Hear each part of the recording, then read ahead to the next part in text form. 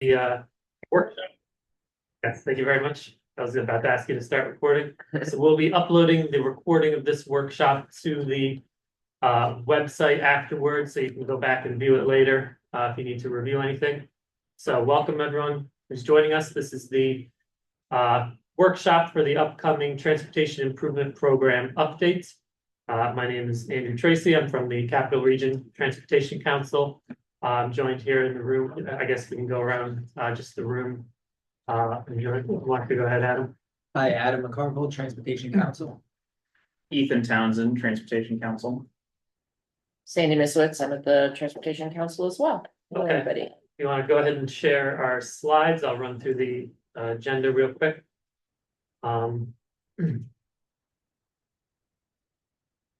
Okay. If you're watching by Zoom, if you could just give us a quick thumbs up if you're able to see the agenda slide, and we can begin. Perfect. Thank you very much, Chris. So, quick run through of the agenda. First, we'll briefly describe what is the Transportation Improvement Program. We'll present an overview of our new project solicitation process. So there's been some changes since the last TIP update 3 years ago. And we'll go through what types of projects are eligible, how to apply for a project, and how Transportation Council staff will be scoring the projects as well. And we will also overview the project selection process that'll occur early next year. And then after that, I'm going to turn things over to Sandy to run us through what our funding priorities are and what our understanding is right now of how much federal funding will be available for the new program. So what is the Transportation Improvement Program? This is the 5-year capital plan for federal transportation funding in the Capital Region Transportation Council planning area. We have a 4-county planning area. It includes Albany, Schenectady, Rensselaer, and Saratoga counties, minus a little bit of northern Saratoga County, South Glens Falls, and town of Moreau. But any transportation project that falls in our planning region and is expected to receive at least partial federal funding has to go onto the list, the Transportation Improvement Program. So we expect somewhere between, in the ballpark of $90 to $100 million per year to be available in federal funding for the whole region. That's about how much we had last time. We'll do a deeper dive on the numbers a little later in the slideshow. And this funding is for all transportation projects, including transit projects and state highway projects and local projects as well. So the Transportation Improvement Program, this is the main investment tool we have for implementation of the region's long-range metropolitan transportation plan, which is currently the New Visions plan, although we are in the process of updating it. But for the current TIP update, we're still using New Visions and the goals and priorities outlined in the New Visions plan. The TIP is also intended to contribute toward federal performance target goals. We're not going to go into detail about those, but with,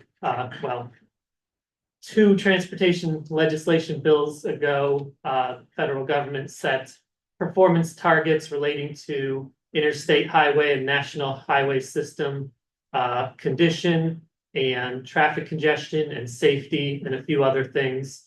And the TIP is really intended to fund projects that will contribute toward these goals. So we update the TIP every 3 years. If you go to the next slide, what is the MPO's role in the TIP? So per federal law, there's a list of requirements that you must meet if you want to fund a transportation project in an area with at least 50,000 people in the urbanized area. So we call these metropolitan planning areas. So the MPO was formed, and the MPO, and there's about 13 MPOs in the state of New York, and each must prepare a list of projects within its metropolitan planning area. And then all of these are combined into the statewide TIP, which we call the STIP. So the MPO, there's New Visions on the left side of the slide there. The new visions is the long-range transportation plan for our region. It outlines our goals and our priorities meant to guide transportation investments in the region. And so really the TIP is our main instrument of long-range plan implementation. The MPO also has to conduct kind of an open and collaborative process with all interested parties in the region, including the public. So later on, when we show the schedule, we'll show how the draft TIP will have a public comment period as well, for anyone to weigh in. So we are initiating the 2025 to 2030 TIP update. A little bit of background. Right after the last TIP update 3 years ago, we formed the TIP task force, and this was comprised of members of our planning committee that were involved in the TIP updates. And right after the last TIP update, we debriefed them on the whole process, and we asked them, what worked well, what didn't work well, what did you like about the application, what was challenging for you to prepare for the application. And we got a lot of great feedback from all of the task force members. The task force has met 12 times since then to discuss the TIP update and other topics relating to the capital program. And the task force prepared a TIP update guidance document that was adopted by our board a few months ago. This guidance document lays out what the TIP task force wanted to see with the TIP update that we're initiating now. Very recently, we received additional guidance from NISTOT just a few days ago, and we're still in the process of examining it and working through it and asking questions about it. But Sandy will touch on some of the guidance from the state that will also guide how we evaluate and select projects for the upcoming TIP update. So this TIP update will the updated TIP, it'll be adopted next summer, and then the beginning of the next fiscal year, which will begin on October 1st, that's when the period of the new and updated TIP will begin. So here is the TIP update timeline. So we issued the call for projects on October 15th. Today is the TIP workshop. We're asking for project applications by December 6th by 5 p.m. And as the project applications roll in, Transportation Council staff, we're going to examine them. We'll review each application for completeness. We'll let you know if we need any other information from you. And we will begin scoring the projects as well. So we intend to score all of the projects in December. And then the planning committee meetings that will be held in January and February, that's where we will bring our project evaluations to the planning committee for their guidance when they conduct the project selection process.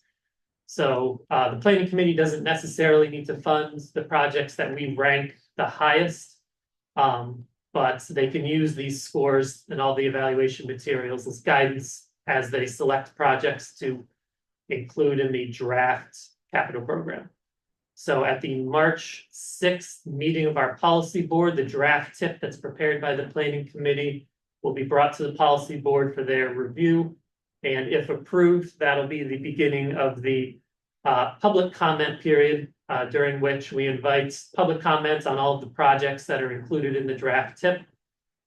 The public comment period will close on April 18th, and then that will give us a few more weeks to work through all the comments, update the draft TIP if any changes need to be made, and then bring the final TIP project listings and the TIP document itself to the planning committee for their approval and recommendation to policy board, which will be in June. And then once adopted, that will be rolled up with all of the other TIPs being developed throughout the state into the statewide TIP update. So this might be a good moment to pause and ask if anyone listening has any questions so far. Do we have anything coming in, Ethan? No. If you have a question, feel free to raise your hand in Zoom or just write the question in chat or just unmute and ask your question. Go ahead. And if not, we'll just keep moving along. So who's eligible to receive federal funding in the region? The answer is, pretty much any public agency, New York State Department of Transportation, NISTOT, is eligible, the CDTA, the transit agency, is eligible, and any municipality and many other public entities are eligible. The project must be within the Transportation Council's planning area, pictured there on the right. And we will say that, we'll dig into this in a little more detail later on. We do have access to certain funding sources that can't be used anywhere in the region. They can only be used in certain urbanized areas within the region. So we'll get into that in a little more detail closer to the end of the presentation. So these are the primary federal funding sources that are available to us to use in the TIP updates. It's not an exhaustive list or a complete list, but these provide most of the funding available to us. So we have access to National Highway Performance Program funds and HPP. This funding can be used anywhere on the national highway system, which includes not just the interstate highways, but many other highways and arterials, higher level roads. We also have access to the Surface Transportation Block Grant Program. So this funding, about half of it is divvied up by urbanized areas. So the Albany, Schenectady, Troy urbanized area has an allotment of this. And then, the Saratoga Springs urbanized area, which is smaller, also has a different allotment of this. And then the other half of this program, or a little less than half of this program, is flex funding that can be used anywhere in the state. But the state advises us to try to use this outside of the urbanized areas that have their own dedicated sources of block grant program funding. We also have access to the HSIP, Highway Safety Improvement Program. This is to fund projects that implement safety countermeasures that will reduce crashes on the roads. A new funding source that we didn't have in the last TIP update that we have now is the Carbon Reduction Program. This one is also divvied up by urbanized area. I think about 60% of it is given to specific urbanized areas, and the rest is flex that can be used anywhere. We also have access to Bridge Formula Program funding, although I believe the intention is for most of that to be used on state-owned bridges. But again, we'll get to that a little later. And we also have access to various FTA, Federal Transit Administration funding sources. In our area, CDTA is the sole operator of fixed route transit service. So generally they get all of the FTA funding. In this update, we might also roll in other funding sources that, such as the Transportation Alternatives Program, that sometimes have their own separate solicitations. But I believe in this case, some of these will be rolled up into the TIP update for simplicity. So any questions or anything so far from Zoom? Okay, we'll keep going. So as part of the TIP updates, the TIP task force, they prepared that guidance documents, and in it, they advised us to create 6 project categories. These are similar to the ones used in the prior update. We've shuffled things around just a bit. In the prior update, there was one category for all road projects. And so, the interstate highways and the rural roads and the downtown roads were all put in the same bucket. This time we've decided to split them out into 2 separate road applications. So we have roads pavement only and roads complete streets. So we did this so that if an applicant wants to just do a simple, straightforward resurfacing project on a road and not touch the sidewalks or any other facilities, we've created a simpler, more streamlined application for that, for the pavement only category. And we have a separate application for complete streets for projects that include bicycle or pedestrian or transit elements in addition to the roadway resurfacing. The bridge category remains the same. We have a bicycle and pedestrian only category for trails. And new this time, we have a congestion, freight, and air quality category. So this category was designed to align with one of our federal performance measure areas. And this may be a way of using some of the new funding sources as well, like the carbon reduction program. So, and then the sixth project category is other, and that's the catch-all for projects that don't fall into one of the other five categories. So if you advance the slide, I'll just talk briefly about each of the six project categories and what sort of projects we're looking for each. As I mentioned, for the pavement only category, we're looking for resurfacing projects or pavement reconstruction projects that stay within the travel lanes and do not include bicycle and pedestrian elements like sidewalks or trails. So example projects include any sort of pavement preservation treatments, mill and fill, or full depth reconstruction. If the project has improvements to drainage or slope stability or other elements that don't really cross into complete streets, you could still include them in the pavement only category. So this category has a shorter, more streamlined application that doesn't ask a lot of questions about complete streets elements. The second project category is the complete streets application. So this is for projects that will touch the road, but also bicycle and pedestrian or transit elements as well. So eligible projects include, again, any pavement preservation or reconstruction projects that would also include sidewalk work or bike lanes or side paths or adjacent trails or anything of that nature. So again, if you're not sure, if you have a project that sort of falls in the gray area between the two and you're not sure which application to fill out, go ahead and reach out to us at any time. We'll be happy to help you choose the right application. The third project category is for bridge projects. Any bridge or culvert projects you have, go ahead and use this application. So this is for preservation work and for bridge reconstruction.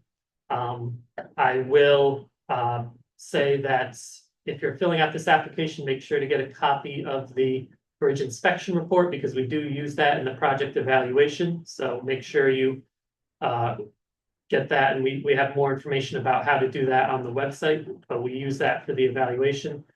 So any project that does element-specific bridge preservation work or full replacement of the bridge, use this application.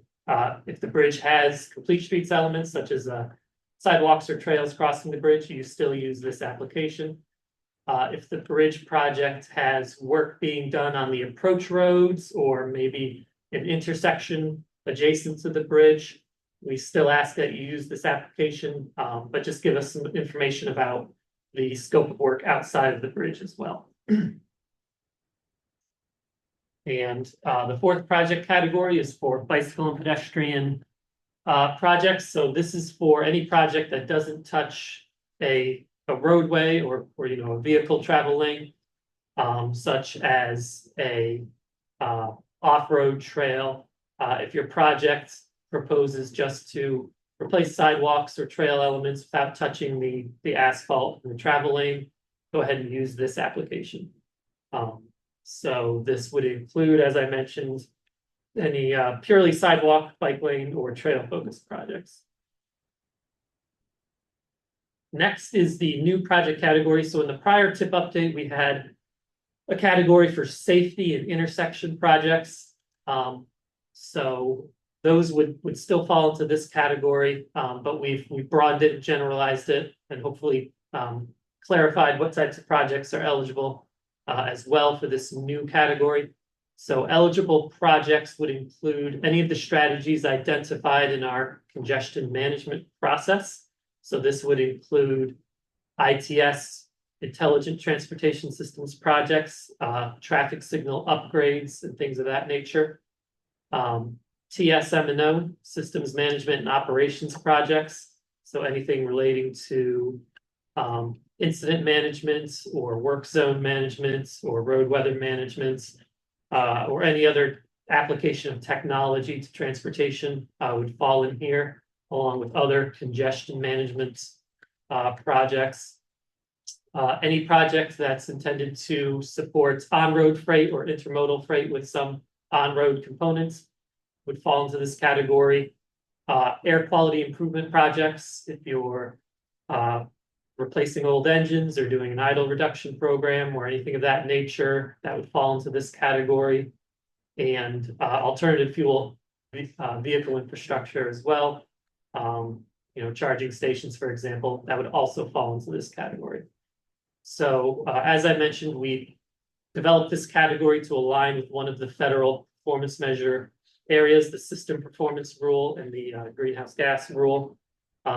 But eligible projects listed there would include congestion management projects, turning lanes and roundabouts would fall into this category.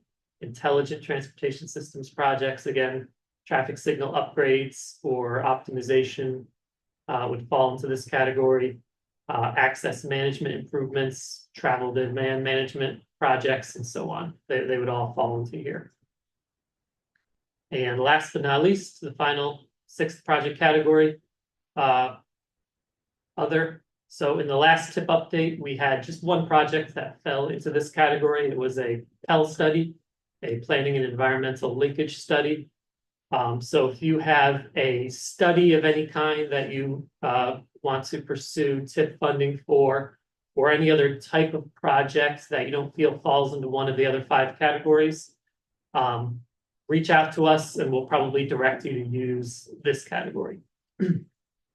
So those are the 6 project categories. Each has its own application. I think I'll pause here for a moment and just ask if anyone watching online has any questions so far.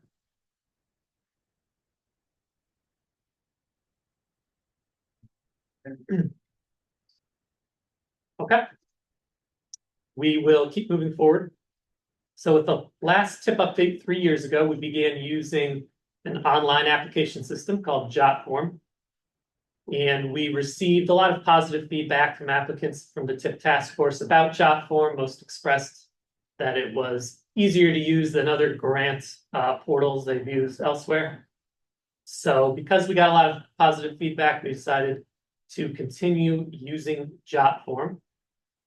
So a couple of quick notes. All 6 JotForm applications are on our website, which we'll show you in a moment. A couple of notes about JotForm. We had some applicants run into issues last TIP updates, trying to do multiple applications at the same time. We just ask that you make sure you complete one application and hit that submit button before beginning the next application, or else you might lose your first application if it was in progress.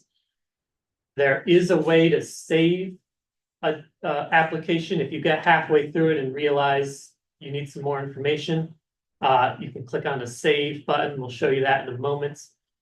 And I will also mention that once you submit the application, you'll receive an email confirmation, and attached to that will be a full PDF version of your application with all the information you entered. If you don't receive this right away, check your junk mail. We know that a lot of emails from JotForm will go into people's junk mail. Ethan, if you want to pull up our website for a moment. This is the TIP Solicitation website. If you go to capitalmpo.org, it's linked to right from the front page. This has much of the information I've been presenting today, but if you scroll down a little bit further, these are the 6 applications right here, about halfway down the page. And these green buttons, if you click on them, will bring you right to one of the JotForms. So this is the JotForm application for the bicycle and pedestrian projects. If you scroll down, Ethan, just go ahead and hit next.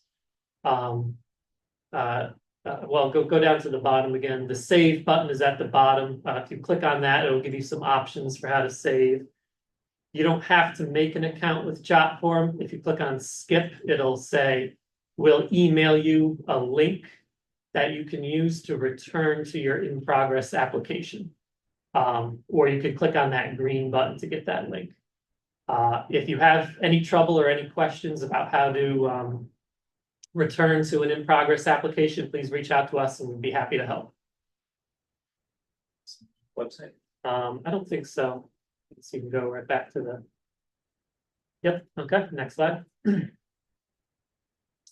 So before beginning your application,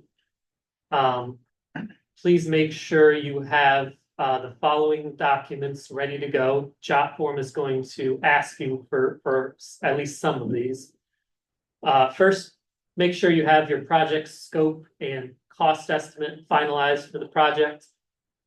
If you fill out the application in the project scope of work, you say, well, we're not sure what we're going to do yet, then it'll be very challenging for us to score the project and evaluate the project. So we'll have to reach out to you and get more information.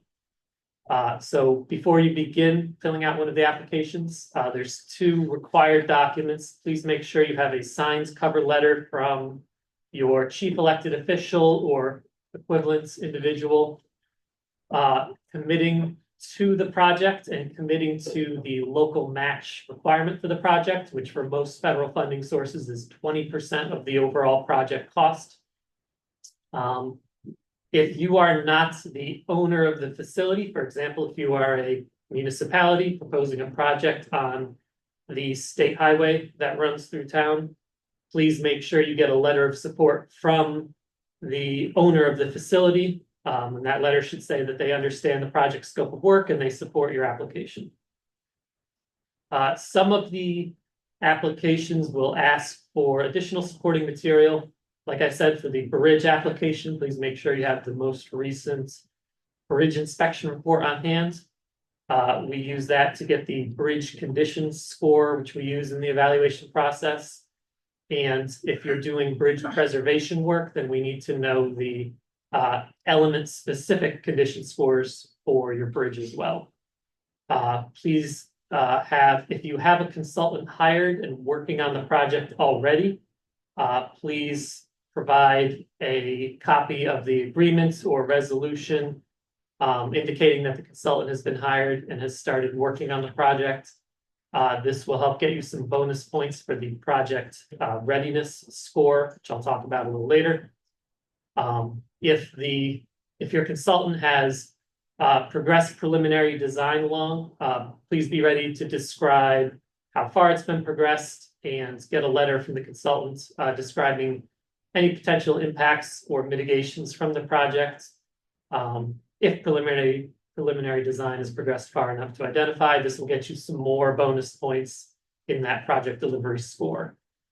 And if you have supporting documents, if you have a map showing the project limits, that's helpful to us if you upload that as well. Or any other appropriate materials that you want. Jot form has a box where you can drop in extra materials. I will note that Jot form has a file size limit. I think it's something like 10 megabytes. If you have any documents that are too large, the Jot form won't accept them.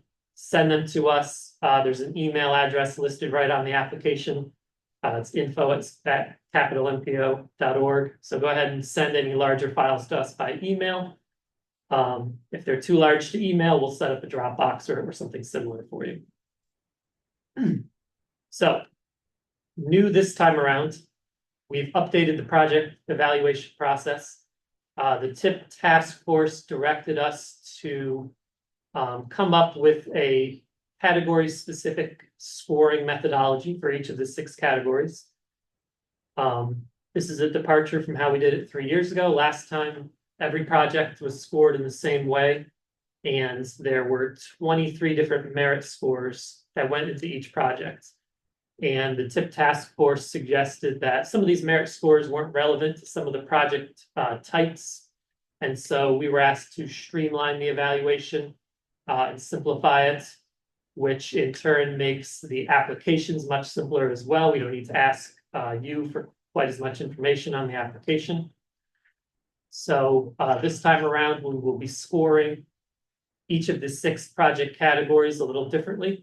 I will note first that projects are only ranked against other projects within the same category.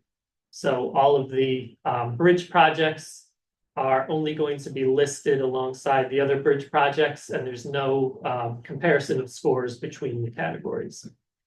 So for pavement, oh, go ahead, go back. I was just gonna briefly describe the pavement only projects. The benefit cost scores, the largest component of that score. So we calculate that in-house using our transportation demand model, the STEP model. For complete streets projects, because these have more elements to consider, sidewalks and bike ped elements, we have the merit score as a larger component of that score. So for complete streets projects, half the score comes from the benefit cost ratio and half comes from the merit evaluation. For bridges, 70% of the score comes from the benefit cost score, and the other 30 points come from our merit evaluation. For bicycle and pedestrian projects, so this score remains unchanged from the last TIP update. For bike ped projects, we can't do the same benefit cost evaluation that we can do for roads and bridges, so we have this separate project benefits score that takes into account the market size for the bike ped improvements and the safety benefits and two other things, and summarizes it into a series of what we call the A, B, C scores, which we then convert into a 50-point total. Then the other 50 points are the merit evaluations for that project. For the new congestion, freight, and air quality category, we do something similar. We assign 30 points to a qualitative project benefits score. Another 30 points for our assessment of how cost effective the project will be. And then 40 points for the merit evaluation. For all of these categories, if you want to see the specific criteria that will be used in any of these merit evaluations, go to our website and look at Appendix A of the TIP guidance documents. That appendix lists all of the different scores that are components for each project category. And it lists the exact criteria that will be used to calculate each score. So if you want to see where your project may be able to earn bonus points, please review the appendix and make sure to provide us the information that we need to properly assess the points for your project. For the sixth and final category, other, because we're not sure what we're going to get. And last time, again, we just got the one Hell study in this category. So what we said this time around is staff will provide a qualitative assessment of the project, and then we'll just turn that over to planning committee and we'll say, this, you know, we recommend this project or we don't for these reasons, and that'll be a qualitative assessment. Okay. So we intend to evaluate all of the projects in December. And by the end of the calendar year, hopefully have all of that finished, which we will then share with the planning committee for their meetings in January and if needed in February. So for planning committee, we will be preparing a fact sheet for each project with all of the basic project information and how we scored the project. And we will also prepare summary tables, one summary table for each of the 6 project categories. Same as we did for the prior update 3 years ago. All of these materials are given to planning committee, and it's really the planning committee members who make the project selection decisions. So the project selections will be heavily constrained by funding availability, which we'll get into in a moment. And the planning committee will use our scores as guidance, but in some cases, you know, the highest ranked project isn't necessarily going to be the one they select. They may choose another project for any number of reasons, but we still provide our evaluations to guide the selection. The selection will occur, like I said, in January. There's going to be an extra planning committee meeting scheduled because the project selection often takes longer than one meeting. If needed, an additional meeting on February 12th will be held to finalize the project selection. All of the selected projects will be compiled into the draft TIP, which will be then recommended to policy board for their approval. And that'll occur at the March 6th policy board meeting. A little more information about what goes into the project selection process. So before we begin the project selection in January, we need to take a look at the existing list of projects, the existing TIP. And we're going to be reaching out to sponsors soon to confirm which projects the sponsors would like to, which incomplete projects that haven't yet been authorized for federal funding, which projects they'd like to remove from the new TIP. If the project is no longer something you wish to pursue, please let us know. And which projects you'd like to roll on to the new TIP. Now, for all of those projects, we'll be reaching out to existing project sponsors and ask that they provide an updated cost estimate for their project. We know that some of these projects have cost estimates that were prepared prior to COVID, but when the project comes in for authorization, they often need a TIP amendment to request more money. With the TIP update, we have an opportunity to roll all of these requests together into the TIP update, which will be much easier for you and for us if we just roll them into the TIP update. So I think I have more information about it on the next slide, but we're going to be reaching out to all sponsors with existing projects and requesting an updated cost. Also, prior to the January Planning Committee meetings, we are going to be working with NICE to prepare estimates of the available funding for each fund source. And the projects that are rolling into the new update are going to be using up some of this money. So by then, we'll need to have a good estimate of how much funding will be remaining to use to program new projects in the new TIP update. At that January Planning Committee meeting, one of the first things that we'll do is hear proposals from NICE or CDTA or anywhere else for multi-site projects or kind of programs, and for regional set-asides as well. So those proposals, if approved by Planning Committee, will take some of the funding off the top. The FTA funding we expect will be given to CDTA. And then all of the remaining funding that we have will be available to program new site-specific projects in the TIP update from the list of candidate projects that we receive from everyone's applications. So go ahead and bring it to the next slide. So we're going to talk now a little bit about how much funding we expect to be available in the upcoming TIP update.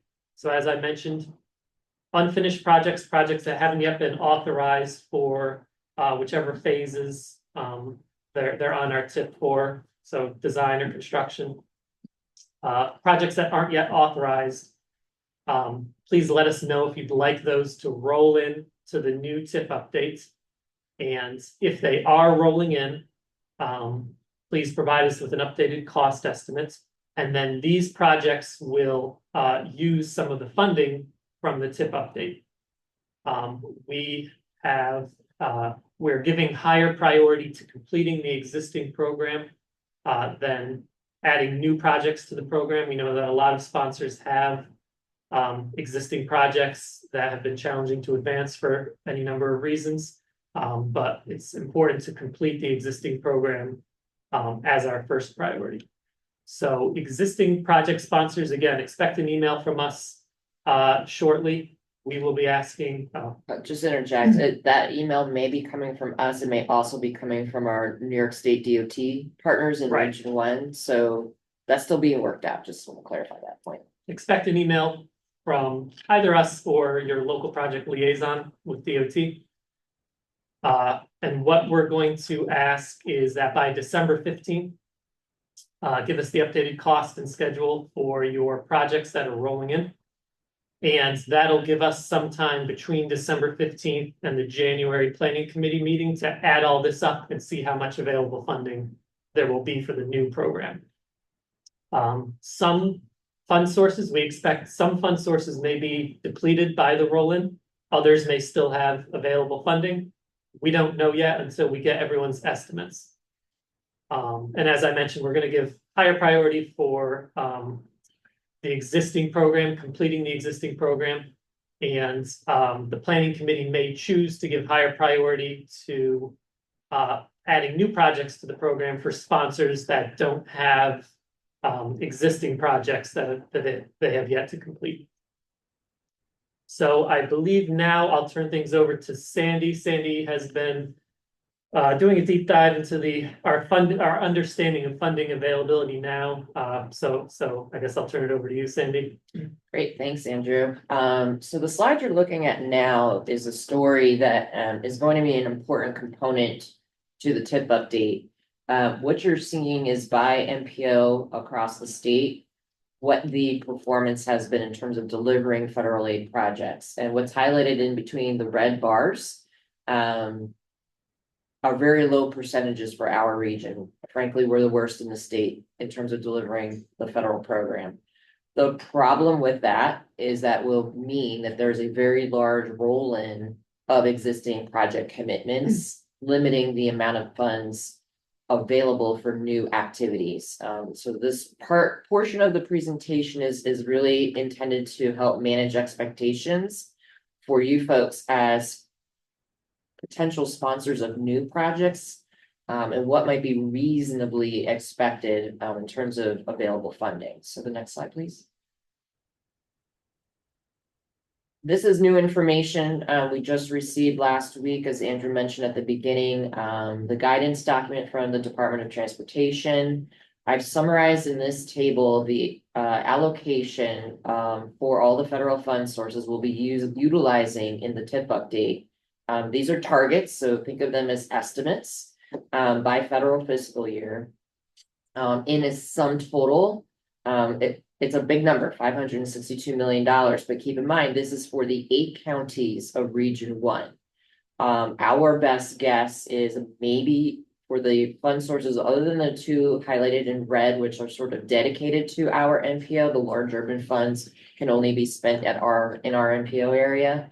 All of the rest of the fund sources can be spent in any of those 8 counties. Past history has shown roughly 60% of those funds likely come to our area. So it'll give you a sense of at least the starting point of the available funding. Next slide, please. This further describes our current understanding of the estimated roll-in of existing commitments. The grand total sitting here, we shared this with our planning committee a few weeks ago, is about $282 million worth of projects are rolling into the new TIP.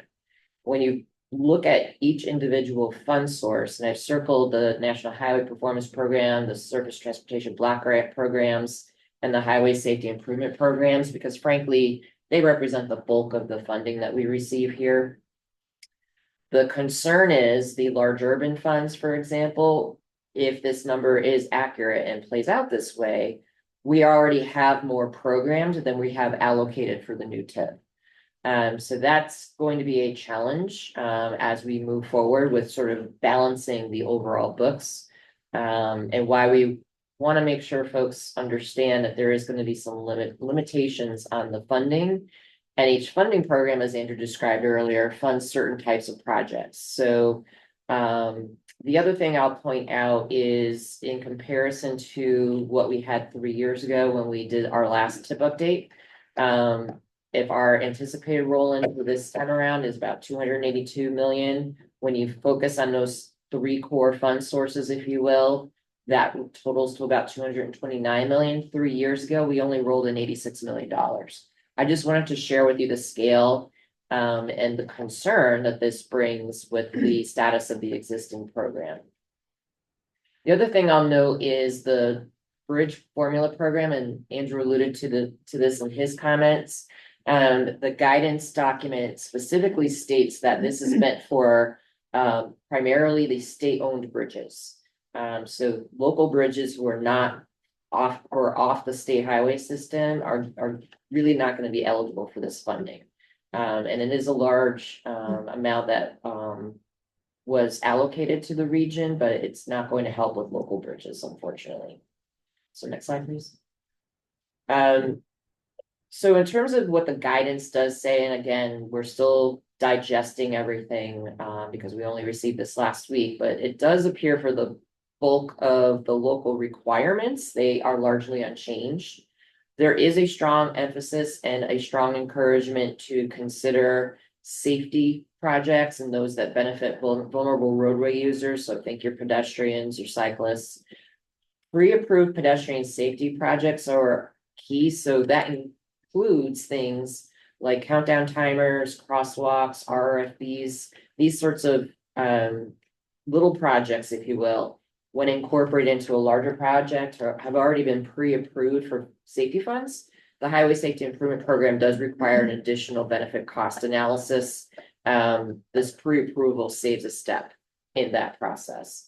So these types of projects are certainly encouraged, even as part of a larger project. Next slide. Another area of emphasis are sort of the ADA compliance type projects. One of the things that New York State DOT is offering is if a local government sponsor is considering a project related to ADA compliance on state highways, the State Department of Transportation will cover the entire match for the local government sponsor.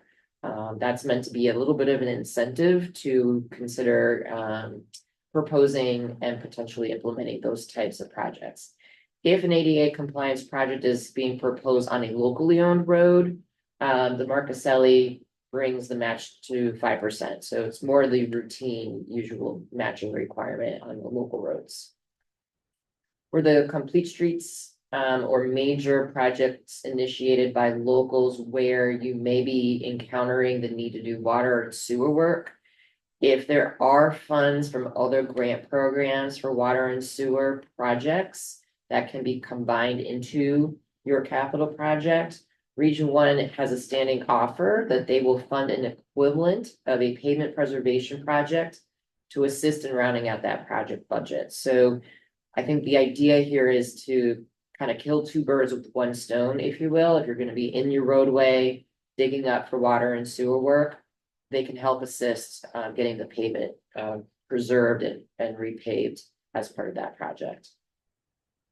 And then just a few friendly reminders. If you're listening in today and you are a current TIP design only project sponsor, you are reminded that you will need to submit a proposal for the construction and other new phases of that project as part of this solicitation. You will not be able to amend your project to add in a construction design phase. Construction for new projects, we're also not going to, for the most part, be entertaining any new projects to have construction phases in the first 2 years of the new TIP. That is a direct result of the backlog. And so we will be paying close attention to the status of your design if you are asking for construction in the early years of the project, and that includes for the existing projects. So we will be doing a deeper dive into the status of the design work on all of the existing projects. And a final note, most of you are probably aware of this. New York State Department of Environmental Conservation has new wetlands regulations that'll be implemented in the early part of 2025. Keep an eye on those in the event that your proposed project or even your existing project that's not yet progressed is connected or in any way related to a wetland area, because these regulations are stricter and may lengthen your timelines more than you're even thinking now. So please bear that in mind when you're thinking about your schedules, even on existing projects. And I think I'll turn it back to you. Yep. If you have any questions while you're preparing the TIP application, reach out to us. The sooner the better. You can contact us, info@capitalmpo.org, and then that email will be forwarded to myself or one of my colleagues, and we'll help you out right away. You can call the office as well. If you're emailing that info email address, if you throw TIP update or something similar in the subject line, it helps us make sure that that email gets to the right person right away. So again, if you have any questions about which application you should use for the project that you're thinking of. Or if you're having trouble with jot form or anything else, please reach out to us right away and we'd be happy to help.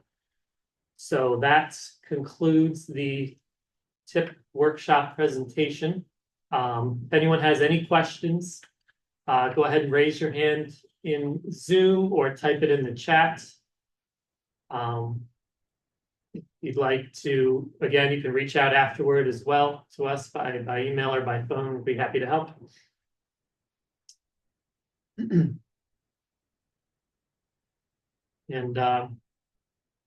no one has any questions, then we'll end the workshop here. Thank you everyone for attending. Question comes to mind later, like I said, reach out to us at any time. Thank you very much and have a good day.